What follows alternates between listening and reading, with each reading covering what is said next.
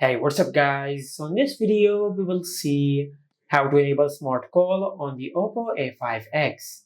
Now to do that, first of all, just open settings, then tap on accessibility and convenience.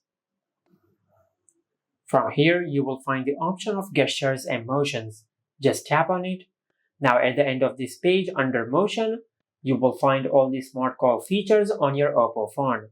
For an example, you have the option of lift to ear to answer calls, and by enabling this option, you can answer calls by lifting your phone to your ears. And also you have the option of auto switch to receiver.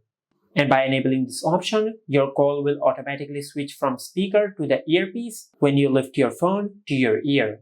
And finally, you have the option of flip to mute incoming calls. And by enabling this feature, you can mute incoming calls by simply flipping your phone screen side down.